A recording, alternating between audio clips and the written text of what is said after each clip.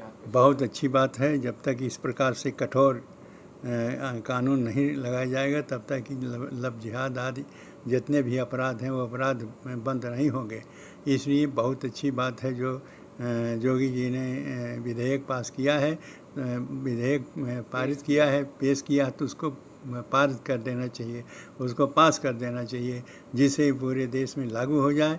और लागू होने का परिणाम ये हो कि जितने भी अपराधी हैं, अपराधी डरें और अपराधी अपराध करने से बचें, तभी अपराध में कुछ कमी आएगी। नहीं तो इसी प्रकार से अपराध बढ़ता रहेगा और परिणाम ये होगा कि ऐसे जो कमज़ोर लोग हैं वो मारे जाएंगे। और लव जिहाद में जितने भी कार्य करते हैं वो सब केवल हिंदुओं के जो है हिंदुओं के लड़कियां हैं, हिंदुओं के हैं, उन्हीं के साथ लव जिहाद होता है। और इसी प्रकार से जो लव जिहाद हो रहा है उसको कठोर से कठोर जो लव जिहाद के रोकने के लिए विधेयक पेश है उसको पास करें और पास करने के बाद में उसको लागू भी करें, जिससे एक दो जगह जब लागू हो जाएगा तो लव जिहाद आना और जितने भी अपराध हो रहे हैं वो अपराध में कमी आएगी और अपराध बंद होगा। नहीं तो ऐसे अपराध चलता रहेगा। निश्चित रूप से प्रशंसनीय और सराहनीय कदम है।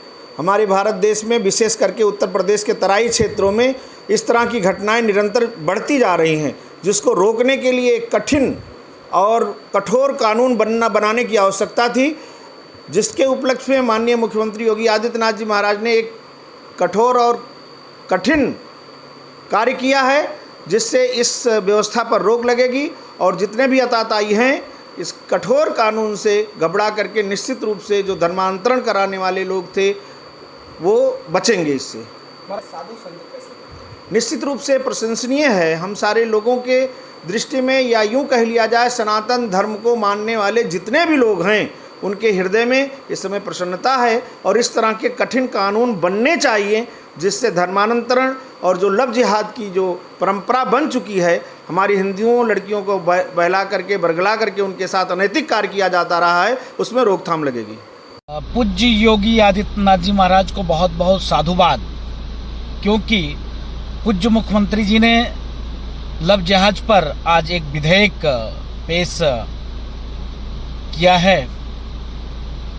लव जिहाद पर, क्योंकि बढ़ते हुई लव जिहाद हमारी मातृशक्ति, हमारी बहनों के लिए एक जीवन जलालत जैसे बनता चला जा रहा है। जिस प्रकार से उत्तर प्रदेश में अलग मजहब, अलग संप्रदाय के कौम के व्यक्ति कलावा पहनकर छलावा करना, गले में कुछ धारण करके रुद्राक्ष की माला एवं मस्तक पर तिलक लगा लेना और 4 महीना, 6 महीना, 1 वर्ष के बाद जब कोर्ट पहुंचने पर, जब कोर्ट मैरिज करते हैं, तब पता चलता है कि मुस्लिम कौम से हैं, ईसाई कौम से हैं, तब जाकर समस्या उत्पन्न होती है। और समस्या इतना उत्पन्न हो जाती है कि कहीं कहीं तो बच्ची आत्महत्या कर लेती है।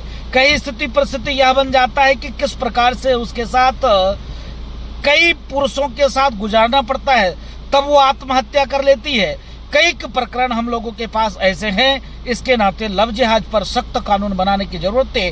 तो पूज्य योगी आदित्यनाथ जी महाराज ने इस पीड़ा को सुनी और बिल पेश किया है उन्होंने, तो इसके नाते कोट साधुवाद, आभार और धन्यवाद।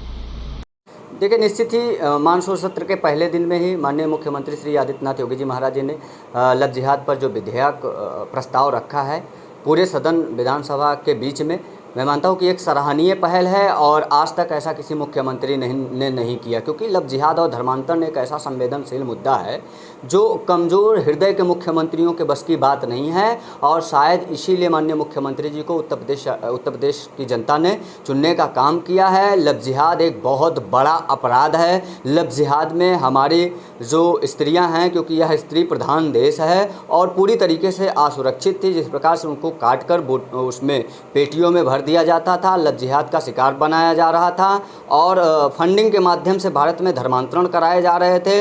उत्तर प्रदेश में व्यापक रूप से पूर्व में धर्मांतरण हुए, अभी भी धर्मांतरण के मामले जगह जगह देखे जा रहे हैं, लव जिहाद के मामले देखे जा रहे हैं। यह विधेयक पास होना चाहिए और पूरे विधानसभा सदन को इस पर सहमति जतानी चाहिए, सहयोग जतानी चाहिए। बहुत अच्छी पहल है।